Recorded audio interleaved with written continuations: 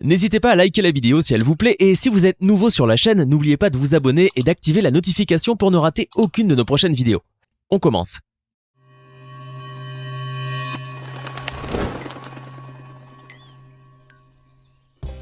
À moins d'être originaire de la nébuleuse du crabe ou carrément de la 5e dimension, le nom de Michael Jackson doit vous être plus familier que votre propre prénom. Le défunt roi de la pop est en effet si célèbre que vous êtes pratiquement sûr d'entendre des gens fredonner ses chansons même à l'autre bout du monde. Sa musique est quasiment universelle et possède le mérite de rassembler les gens autour de grandes causes humaines telles que la paix et la protection de la planète. Michael Jackson aura réussi à marquer son siècle étant reconnu comme l'artiste le plus titré de tous les temps par le Rock and Roll Hall of Fame et par le livre Guinness des records. Sa fabuleuse réussite lui a permis d'incarner aux yeux du monde la parfaite illustration du rêve américain, avec ce que ça implique comme gloire, conquête facile et argent coulant à flot. Pourtant, au-delà des apparences, la vie du roi de la pop n'a jamais été un long fleuve tranquille et de son enfance à la fin de sa vie, son quotidien a très souvent viré au calvaire. Aujourd'hui, nous nous intéressons à un pan méconnu de la vie de Michael Jackson et nous découvrirons ensemble toutes les difficultés auxquelles il a dû faire face en silence pour redevenir la superstar planétaire que nous avons tous admirée. On commence. Le roi de la pop est né le 29 août 1958 à Gary, une petite ville de l'Indiana aux États-Unis, et il est le 7e des 9 enfants de Joseph Walter Jackson et Catherine Esther Scruggs. La famille nombreuse vivait dans une toute petite maison pourvue de 2 chambres seulement, en raison de la précarité de sa situation financière, étant donné que sa seule source de revenus résidait au maigre salaire d'ouvrier de Joseph. Ce dernier, pour arrondir ses fins de mois, jouait aussi de la guitare dans un groupe de rhythm and blues appelé The Falcons, et répétait bien entendu très souvent à la maison. C'est donc dans cette ambiance musicale qu'a baigné toute la fratrie Jackson, et c'est ainsi que dans un premier temps, Joseph joue de la guitare et fait chanter ses enfants. L'utilisation de la guitare paternelle leur était normalement interdite, mais Tito, l'un des frères de Michael, en jouait parfois en cachette lorsque son père était absent. Lorsqu'il s'aperçut un jour qu'une corde était cassée, ce dernier menaça ses enfants de les battre violemment s'ils ne lui montraient pas qu'il savait bien en jouer. Il est utile à cette étape de l'histoire de vous en dire un peu plus sur Joseph Jackson, pour que vous puissiez cerner un peu le personnage et surtout remettre les choses dans leur contexte. Car Joseph Jackson était de l'avis de tous que l'on peut appeler un père tyrannique, à la limite du sadisme, avec un tempérament très violent hérité de son passé de boxeur professionnel et d'enfant battu. Ce dernier était si sévère envers ses enfants qu'il lui suffisait d'un simple regard pour les terroriser et semer l'effroi au plus profond de leur cœur.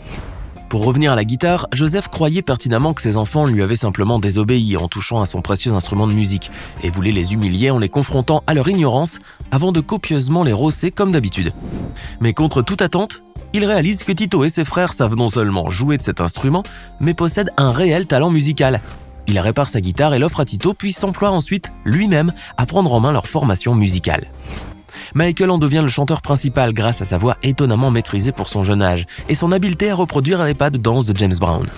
Ironiquement, ce qui n'était finalement qu'une manière sadique de punir ses enfants s'est révélé être finalement le point de départ d'une belle épopée qui allait durer de nombreuses années, assurant la richesse de Joseph et ravissant l'enfance de ses rejetons. Les Jackson 5, qui se produisent d'abord à Gary, remportent tous les concours auxquels ils participent et acquièrent bien rapidement une grande renommée locale. Joseph obtient pour eux des auditions les week-ends à Chicago, New York et Philadelphie, lors desquelles les 5 garçons qui continuent à aller à l'école les jours de semaine doivent se présenter malgré la fatigue et le surménage, car personne ne souhaite bien évidemment mettre papa en colère.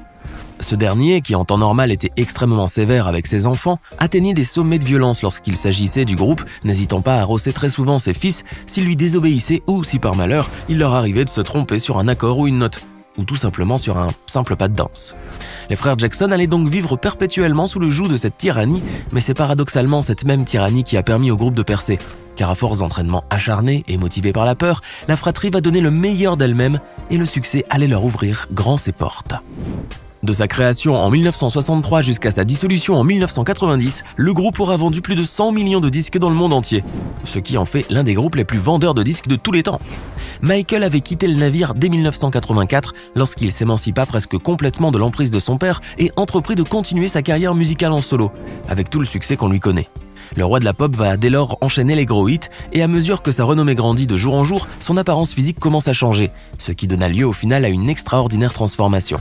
Avec un nouveau-né et une peau qui blanchit de jour en jour, Michael va littéralement se métamorphoser, de sorte à ce qu'il n'y a plus aucune ressemblance entre le petit afro-américain aux cheveux frisés de ses débuts et le jeune homme pâle au visage émacié qu'il est devenu. Beaucoup de voix se sont d'ailleurs fait entendre pour violemment critiquer le prétendu blanchiment de peau auquel se serait livré Michael, avant que celui-ci ne fasse taire définitivement les rumeurs en révélant au monde entier sa maladie. L'excentrique roi de la pop s'était confié en effet à Oprah Winfrey et aux 62 millions d'Américains qui constituent son auditoire à propos de son vitiligo, une maladie de la peau dont l'origine reste inconnue jusqu'à nos jours. Michael revient avec dépit sur les critiques acerbes qu'il avait encourues jusque-là, affirmant qu'il n'avait pas choisi d'être malade et qu'il n'en pouvait plus du regard des gens. Cette interview de Jackson par Winfrey restera gravée dans les annales, car on y découvre un Michael Jackson en position de faiblesse, victime malgré lui d'une maladie et de ses conséquences néfastes. Quelques jours seulement après le passage de l'émission, un discours public sur le sujet du vitiligo sera lancé, afin de mettre la lumière sur cette maladie relativement inconnue. Et pour répondre à ceux qui lui reprochaient de ne pas faire honneur aux Afro-Américains, Jackson a déclaré publiquement qu'il était fier d'être noir, une bonne manière de leur clouer le bec. Le monde venait de découvrir une partie des souffrances qu'endurait la star, loin de l'image du lutin pétillant de joie sur scène.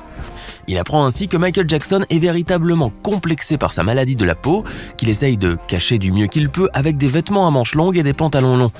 Dans le clip vidéo de Remember the Time, on peut ainsi clairement remarquer que tous les danseurs et acteurs, à l'exception de Jackson, sont légèrement vêtus. Le chanteur, lui, n'ose même plus porter de vêtements à motifs afin d'éviter au maximum d'attirer l'attention sur son trouble de la peau. Mais s'il voulait bien croire que l'éclaircissement de sa peau était dû au vitiligo, le grand public tenait toujours Michael responsable de s'être hideusement défiguré à coups de chirurgie esthétique, au point que son visage ne ressemble plus en rien à celui de l'adorable chérubin qui chantait ABC.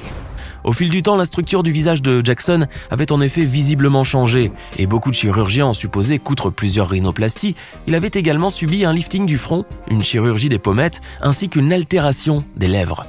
Des allégations accusatrices que le chanteur allait aussi balayer du revers de sa main en révélant la cause du changement des traits de son visage. Dans son livre, Jackson a attribué les modifications de la structure de son visage à la puberté, à son régime végétarien strict, à sa perte de poids, à un changement de style de coiffure et à un éclairage de scène. Michael a aussi nié les allégations qu'il avait changé ses yeux et poursuivi en justice le tabloïd britannique Daily Mirror pour avoir publié des informations mensongères sur ses prétendues opérations qui auraient hideusement défiguré le roi de la pop. À la haute cour, l'ancien rédacteur en chef du journal a reconnu finalement qu'après avoir rencontré Jackson en personne, il était convaincu que le chanteur n'était ni honteusement défiguré ni cicatrisé. L'affaire s'est donc réglée à l'amiable et le tabloïd a émis un erratum afin de rectifier le tir. Mais le mal était fait et beaucoup de gens n'ont jamais changé leur vision des choses, croyant à tort que Michael n'était ni plus ni moins qu'une de ces stars excentriques et superficielles qui ont les moyens de changer de visage et qui le font. Pourtant, les proches du roi de la pop savaient pertinemment que ce n'était pas le cas, et si Michael est passé sous les bistouris, ce n'était sûrement pas pour embellir son visage, ni essayer de se transformer en homme blanc. Michael Jackson n'a en vérité subi qu'une simple rhinoplastie en 1979, après s'être cassé le nez lors d'une séance de répétition en dansant. L'opération n'a pas été un succès complet et Michael s'est plaint de difficultés respiratoires pouvant affecter sa carrière. Il a été référé au docteur Stephen Hufflin, qui a effectué sa deuxième rhinoplastie en 1981. Le nez du chanteur paraît donc beaucoup plus fin au niveau du dorsum nasal et des narines, qui ont été raccourcies sur la largeur. Cependant, sa sœur LaToya Jackson, à la réputation certes très sulfureuse, et qui avait elle-même subi une rhinoplastie, démentira les affirmations de Michael en affirmant que celui-ci était obnubilé par l'apparence de son nez et qu'il avait inventé ce prétexte pour justifier sa décision de subir une rhinoplastie. Ayant l'habitude de laver le linge sale de la famille Jackson en public, LaToya a ainsi expliqué que le King of Pop était réellement complexé par son nez, qui lui avait valu le surnom de Big Nose par son tyran de père durant son enfance. Ce colibé aurait d'ailleurs suivi Michael jusqu'à l'âge adulte, son père ayant continué à le maltraiter psychologiquement jusqu'à ce que la star puisse s'émanciper et voler de ses propres ailes. Cette version de l'histoire contée par LaToya, visiblement en vue d'attirer sur elle l'attention des médias, n'aura finalement pas l'effet escompté, et au lieu de nuire à l'image de Michael, elle n'a fait que montrer une nouvelle fois au monde la terrible tragédie qui s'était jouée dans les coulisses des Jackson 5. Ainsi, si Michael a été tellement complexé par son nez, ce n'était qu'à cause de son propre père. Et s'il a vraiment subi des opérations chirurgicales afin de changer de nez, cela ne démontre que l'étendue de la pression qu'il a dû subir dans son enfance. D'autres personnes n'ayant ni la force ni le courage de Michael auraient pu sombrer dans une bien mauvaise voie s'ils avaient eu à subir les mêmes traitements que le roi de la pop. Mais au lieu de cela, Michael a pu avancer dans la vie et réussir l'exploit inimaginable de devenir le roi incontestable et indétrônable de la pop mondiale. Alors, que pensez-vous de la vie bien triste du roi de la pop ? Donnez-nous votre sentiment dans les commentaires. Ce n'est pas fini. Envie d'en voir plus ? Regardez tout de suite une vidéo insolite, pleine de séquences incroyables et de découvertes inégalables sur la chaîne Eureka. Eureka est une chaîne consacrée aux listes insolites qui publie plusieurs fois par semaine des vidéos incroyables sur des sujets inédits. Cliquez tout de suite sur Eureka et découvrez maintenant la toute dernière vidéo de la chaîne. À demain!